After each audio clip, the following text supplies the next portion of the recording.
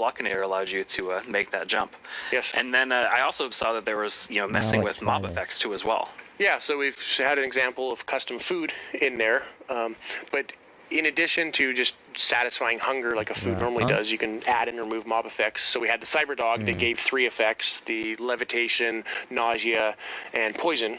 And then we had the antidote that would actually only remove 2 of them. So unlike a bucket of milk that removes all mob effects, you can make things that remove very specific things. Yeah, and it seemed like you got, after you used that, or after you used the magic wand to get to that wall, it seemed like you were stuck, but there was something else that was going on there. Oh yeah, so there is the block that was in my way. So we made it so that another one of these events, similar to the on step on, is we also have an on fall on. So in this case, it was just an on fall on, and you can set what distance you want the event to trigger. So you have to fall at least 10 blocks or something like that. And when you land on it, we then break the block. Not there. Here. I just need to change my title.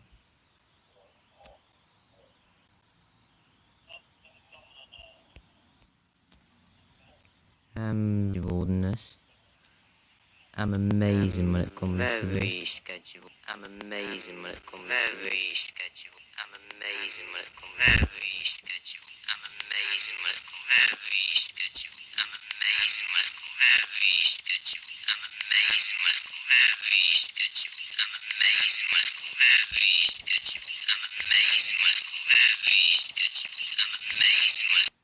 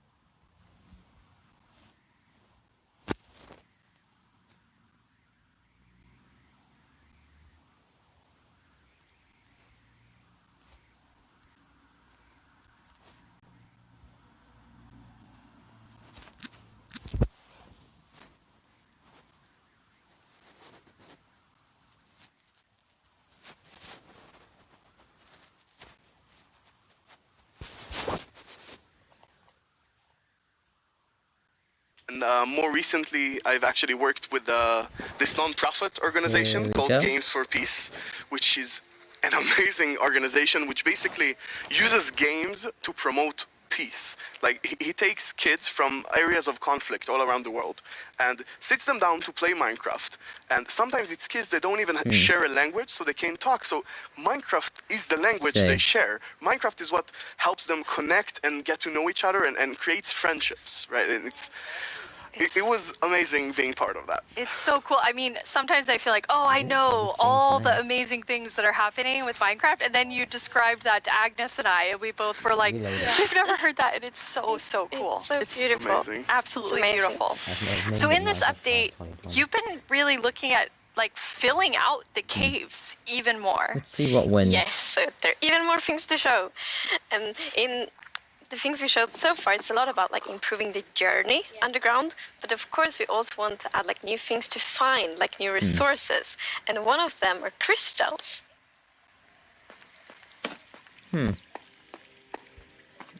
Let me get rid of, where is it?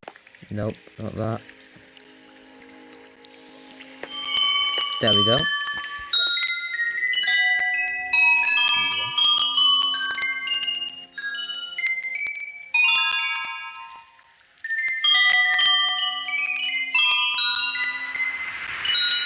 They're so beautiful. Yes, that the moment you turn the corner and you see that glowing thing, that's so, it's incredible. The atmosphere in the crystal geode, it's like mystical. Yeah, they're so pretty. And we were thinking a lot about like, what is the purpose for crystals in Minecraft. And one thing is like they should have a use, and we will talk more about one of the usages soon. But the other thing is a lot about just adding a lot to the experience of exploring. And we want them to be quite rare, so when you find them, it's really gonna be like magical, because they're just beautiful. And you know, when you walk on the crystals, you hear these sounds. Yeah, it's just, we talked before about the pillar of Underground of Marvel. I feel they're just the perfect feature for that sort of pillar, So they're in crystals. But you can't just take them with you. Right, so you can break the crystal plant we saw in the video, but they actually grow from a very special block. And that block is unobtainable. It's sort of like you think about spawners, right? You cannot just take it and put it in your base. It makes you go and build farms all around your world. And that also encourages you to create tunnels between them and find out ways of transferring those items from place to place. And I just love those sort of features that really encourage other gameplay in the game. As an explorer myself, I'm very excited about finding all of these. And you mentioned a usefulness to them. Oh, yeah. Yes. So from those crystal plants, you get crystal shards items, and you can actually use them to craft the telescope.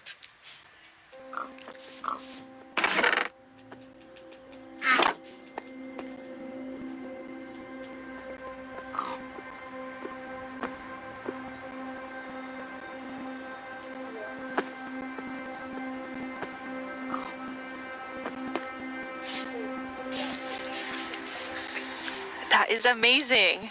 It's such a useful item. Super cool.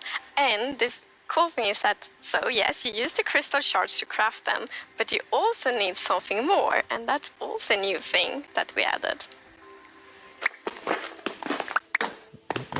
What's this gonna be? Copper. Copper.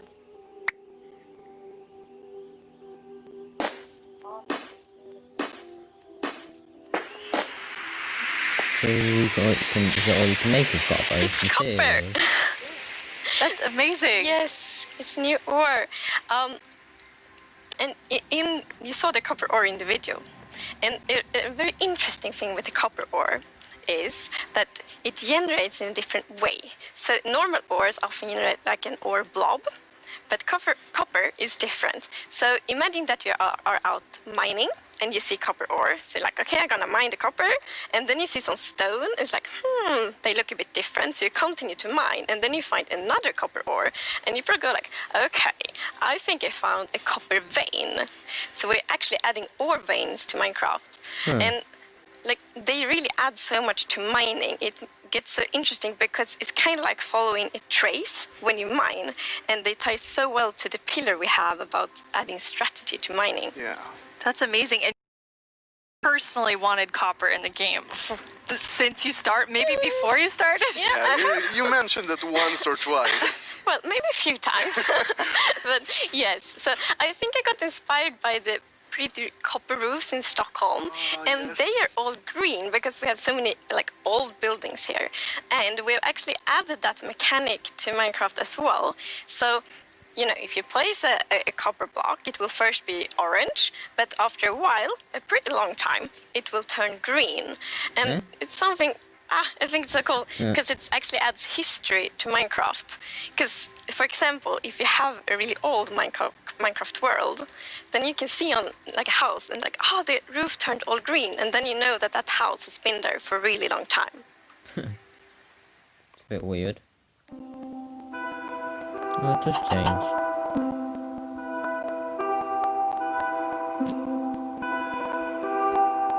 Copper. What changes colour? And copper won't only be used for the telescope. You actually have another really cool thing that you'll be able to craft with it. Yeah. So, Jens talked a bit before about these design principles that we have in Minecraft, and one of them is that if something bad happens, the player either caused it or it has a way to sort of avoid it. And one of those exceptions, for example, is lightning striking. Oh god. Now, some people like to build wooden roofs in Minecraft. Some even build wall roofs. Looking at me. They're gonna make it set higher, aren't At they? all, like the grandest castle in my realm actually has a roof fully built of wool. Yeah, that's not a good idea. No, but we did get some fires. yeah, so to try to help the players with that, we are introducing the lightning rod. Huh. Huh.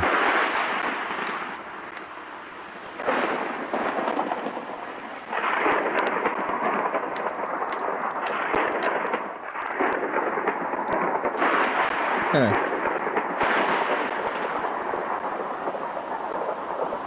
So they add a lightning rod as well. That is very useful for all the wool roofs out there. Yeah, I think this is a problem that happened to a lot of our players. Even personally, I had this peaceful game that I played with my partner, and it wasn't peaceful, and we went out and we were like looking at animals, collecting a few animals to our base, and we came back and our house was gone. And I was quite confused, because I consider myself to be someone who knows a bit about Minecraft, and there are no creepers, there are no endermen, so what happened? We figured that probably a lightning strike hit and burned down the house, and we were quite traumatized because we were not prepared for this. So I think this lightning rod is really going to help with that. Yeah, now you don't have to worry about that problem anymore. No, I'm gonna place like lightning rods everywhere on my wool roof. Good. Will be perfect. Good. Now, you've introduced a lot of things already, and players already have a lot of trouble with their inventory and the amount of items, but you have an idea for that. Yes. Papa. So as you know, we keep adding new blocks and new items all the time, and that do create a bit of an inventory problem. And we're aware of that, and we have actually been thinking quite a lot how we can solve it, because Papa. we want to have like a good gameplay solution. We want it to be balanced, and we actually have an item in this update that will be really helpful, and it's the bundles. The what?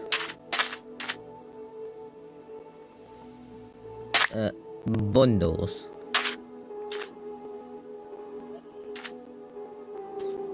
Huh? Huh?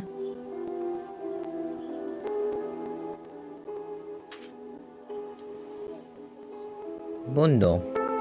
Huh.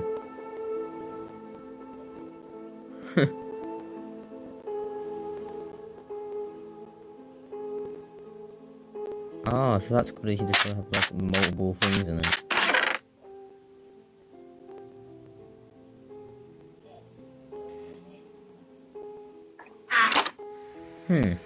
Bundles! Yeah, this is awesome. It's such an elegant solution as well, and I love it. I think we spend a lot of time talking about the inventory problem, and I think one of the biggest takeaways there was that this is not actually one problem. It's constructed from a lot of sub-problems. For example, hotbar management is one problem. Getting a lot of blocks for your huge build somewhere, that's like something the shulkers help with. But I think there is a third sub-problems where every time you leave your base to go exploring somewhere, your inventory keeps getting full of junk. Like, this lot just has 2 flowers. This lot has just 1 seed, right? And I think the bundles are really going to help with that problem. Yes. So the thing with the bundle is that you can place many different kinds of items in one bundle. So many different kinds of items in one inventory slot. So for example, I can take these 2 flowers and 1 seed and put them in one bundle. It's great. And you can kind of use them like presents too. Oh yes, I'm so excited about seeing what players do them in like shopping district, right? You can have the bundle of the day, which has a bunch of things with it, or you can have secret bundles where you have 3 of them in a chest, but you get a random one. I think it's really going to be cool. Yes, and for example, if your friend has a birthday, you can put like your prettiest item in the bundle because it looks like a gift wrapper, and then you can give it to your friend. That's so cool. We've talked so much today on the like really game design side, but how do you work on the art side? We actually have a very close collaboration with the art team, and it's great. So my job is basically to get an abstract idea and imagine how it would fit into the Minecraft universe and then start sketching it. So once my sketch is finished, I send everything to the 3D artist that it's gonna model it and animate it to make it alive. My job is to bring sketches to life and make them move in 3D space. To work with a game that has such a special look, it's amazing. It's a challenge, it's fun, it's sometimes frustrating, but it's very rewarding. I love it. I make the pixel art of the blocks, and usually when I create a block texture for a new rock type, it's going to be a lot. Like, I'm going to make 50 iterations of one block because I want to make it right. Every block is like a building block for people's imagination, right? So I try to like pour a lot of love in each block to make sure that people can create what they want. So I think my favorite thing about the Minecraft look is that it's very unexpected, very unconventional, and that's where like the special comes from. Minecraft in terms of game art is special because it has such a unique look and it's very restricted. It has to be 3D pixel art and we can only work within those boundaries. So we have to like think inside the box but also outside the box. I've been working on this exciting new mob. This new mob will be the cutest predator ever existed in Minecraft. This update is incredible. Like, people have been waiting for this for so long, and we're finally gonna do it. I hope that the community is really, really happy about it. I hope they have a lot of new stuff to play with, and I hope that they're excited to see some concepts as well. It's so lovely when you can think about all of the different jobs within game development. I love seeing the artists and developers, and we all, like, across the show, there's so many different types of roles that people have. Yeah, and it's really awesome to interact with all those roles and have a lot of a back and forth. We're very open in Mojang and getting ideas from all over the place, and specifically working with the art team is amazing as well. You sort of throw one idea to the air and he draws something and you're like, oh, what is that white thing in your drawing? I didn't even think about it, and it starts so many awesome ideas going. And we even integrated into our prototype process, and actually I think until I saw those sketches by the art team, I didn't really understand what archaeology in Minecraft even means. Archaeology? Yes, so we're actually adding a new system called the Archaeology System. The Archaeology System, huh? In this system, you're basically going to find these excavation sites all throughout your world. And you can make this new tool called the brush that is going to help you uncover the mysteries of all these dig sites. So you come to one of these ancient structures and you can sort of use the brush to clear away some of the rubble that may have collapsed in those structures. And sometimes you might even find something shiny inside them. But, and this is important, if you are not careful enough, like in real life, you can destroy that artifact. And when that artifact is gone, that artifact and all the secrets it held are gone forever.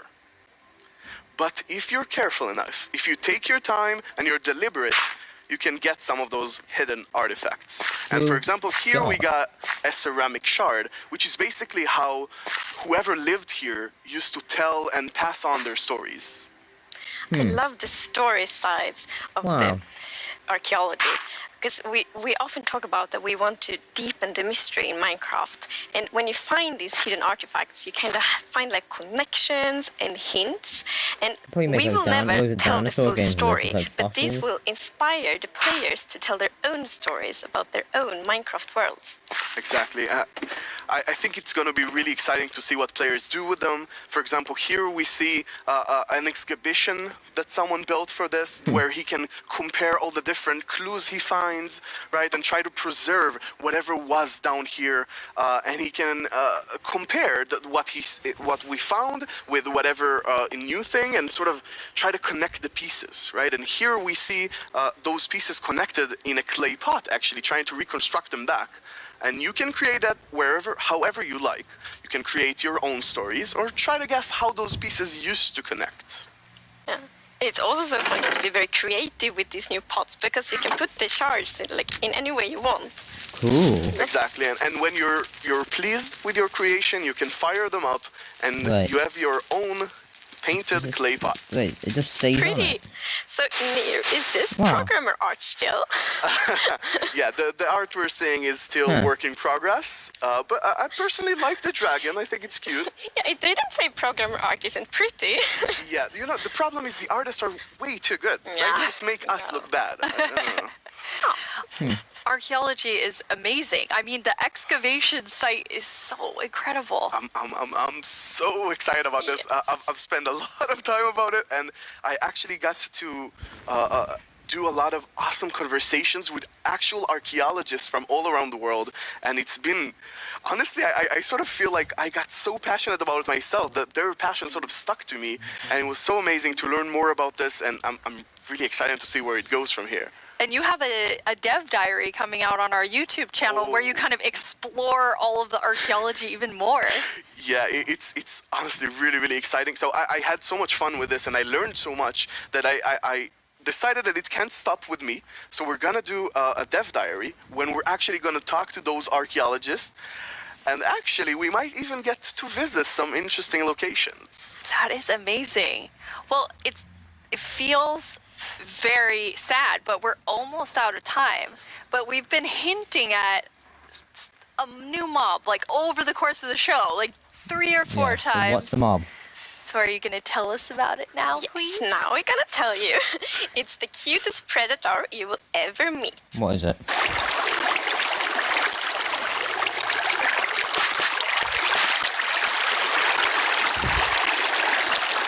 What is it? It's supposed to be down in the cave. Oh. They've added that. Huh. Oh. I feel like there's only one sound I can make after seeing Good. that, which is like... Cute. It's so adorable. The axolotls. How did you decide on axolotls? So, when we add a new mob to Minecraft, we really wanted to have like its own unique character. We wanted to have purpose, and it's also a very good thing if it happens to be ugly cute. And the axolotl is perfect. It has all of these things. Well, I guess on the ugly cuteness, it might be quite a big emphasis on the cute side, but still. And we actually had a brainstorm in the team. So we were like, okay, we're gonna add goats, but we want to add another animal. And then one of the developers posted like a big picture of an axolotl. And we all went like, yes. Yes, this right now. It's like the definition of ugly cute. It's like made for Minecraft. Perfect. And then we also found out that axolotls are endangered in the real world. And we think it's good to add endangered animals to Minecraft to create awareness around that. So that's also a good thing. Like with the bees? Yes, like with the bees last year, for example. But yeah, so the axolotls, as you saw in the video, they live in the lush caves and they really add a lot of life to the lush caves. And there's also a bucket of axolotl. I didn't think it could get cuter. But that is just so cute. I don't know how to handle it, but it's so cute. So when you're walking around in the lush caves and you see some axolotls, then you can actually scoop them up in your bucket and take them with you. So maybe you build like a pretty aquarium for them in your base, or maybe you bring them to your ocean adventure.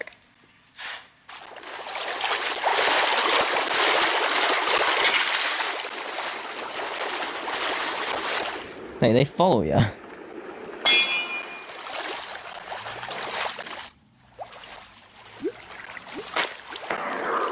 They fight for you.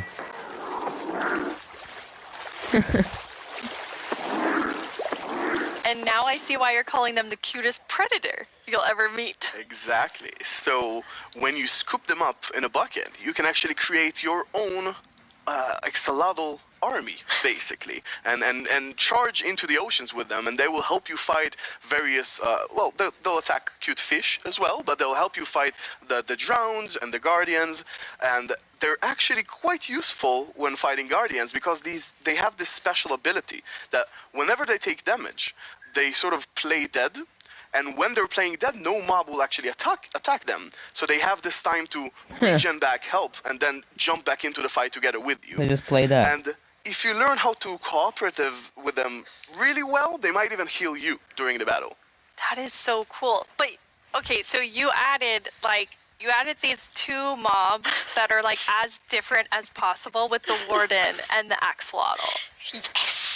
So this update is actually a lot about contrast, which is great because it creates like a dramatic player experience, which is so good. So we're like updating the highest heights of Minecraft with the mountains. We're updating like the deepest of the caves. We have this terrifying warden, the cutest axolotl, and also in the caves, like the lush caves are very light and welcoming, and then the deep dark is like super scary and challenging. I guess we can't forget our little goat in there. Oh. It's kind of the in-between. Yeah, we shouldn't forget the goat. I guess it's in between. It is still very cute, but in between. No one can be as cute as the axolotl. No, I don't think so. Before we tell everyone the winner of the mob vote, let's take a look back at some of the exciting things that we've talked about today.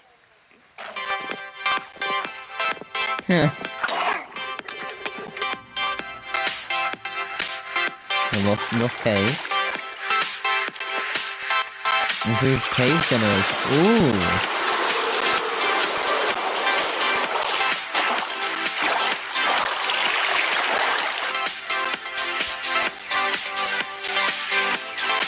Got.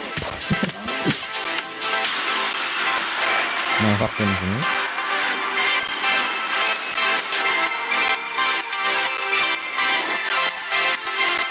Again.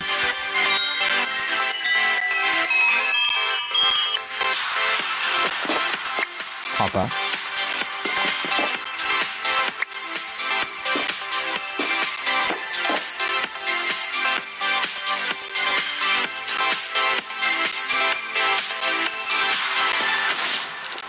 Wait, creations here.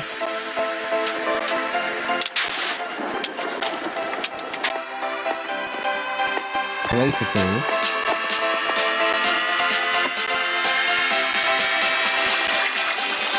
Axolotl.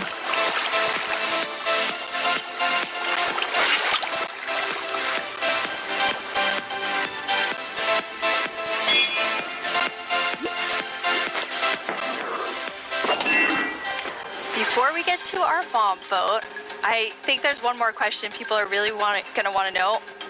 When are we gonna get the caves and the cliffs update? Yeah. That's a good question. So we plan to release it summer 2021. And this actually is really good. As I mentioned in the beginning of the show, we really want to have a lot of time to work together with the community to like gather feedback, see all the great ideas, because the community always have so many good ideas. So it feels good that we now have a lot of time to actually work together on this update. Amazing. And the community decided on a new mob that will enter the game. Please don't so beat Squid or the which cow. one of you gets to do the honors today? So I think Tiny Agnes has been a bit Please mean be the this author, year. yeah. So I think you should open it, Neil. You should announce the winner. Yes. Can I look first? You're gonna know before everyone else. It's the glow squid! No! No! No! No! Yes, everyone was mesmerized by the glow squid, not The just squid. the tiny one. No! I Wow. was really not expecting that. That is so awesome. Yes, like I didn't expect it at all, but it's great. And No! glow squids will look so cool in the caves, like Exactly. the atmosphere. They fit this update Yes. so well. The squid is It will useless. be- Imagine it's just all dark in the caves, and then you see the glow squid swimming I around. want the new Beautiful. mob. Can they be Not friends the with squid. the axolotls? The axolotls are predators, so I'm not sure. But the we'll axolotls see. might actually attack the Yeah, Oh no. we'll see. We'll see. I'll talk to them. Think about it. Yes. We have committed to a lot of things, so I think we need to get work We need on to go all to of the work. things that we've shown in the Archaeology show. For all of would you have been better. watching, Minecraft wouldn't be what it is today without all of you. From all of us at Mojang Studios, thank you so much. Bye. Wow.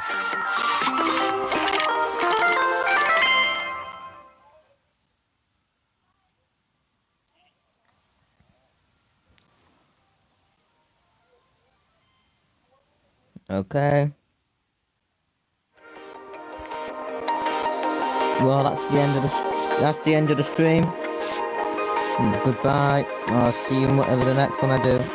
Bye.